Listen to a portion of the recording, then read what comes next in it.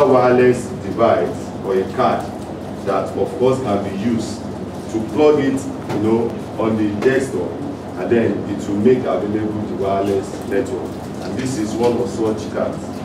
What I'm holding here is a wireless card. It's a wireless card, but to us, if I ask us, you might see it as a USB or flash disk or whatever. So this is not a flash disk. It's a wireless card. And on our desktop, there's usually USB ports. Sorry, you can just see the USB ports on it. And so once you plug, the wireless card on it, automatically you are also connected to any wireless, network available.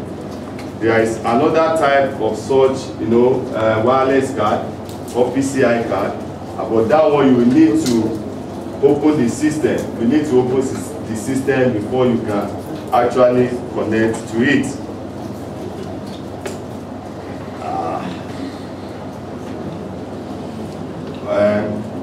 Are we following, please? Yes. Okay. Now I have this device here, and this one I'm holding here is a mobile printer.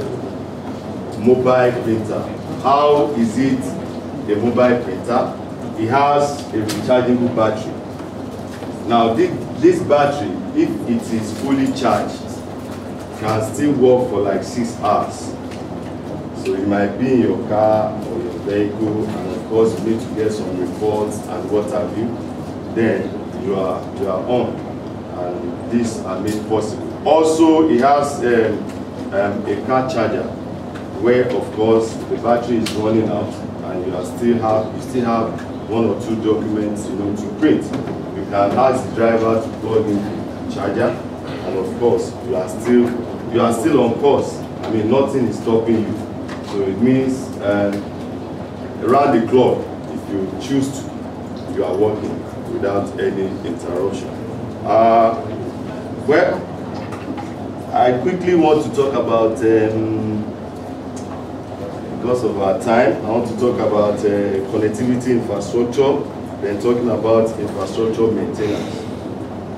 Now we have said this infrastructure are there, the network is there, but if we don't maintain the network, there's a possibility that it might not be available to us for use. So what are we supposed to do when of course we feel or we are suspecting there's a network, but yet we cannot use it? There are things that we can do. The doctor will call it first aid, treatment. I mean, before you start running out for doctor, I mean, you should be able to do 1 or 2 things, within your own, capacity, and then if that will not yield, then you now start calling out for doctor. So we say simple troubleshooting tips. One of such tips is ensuring that the cables are well plugged, on the devices properly. That has caused, so many,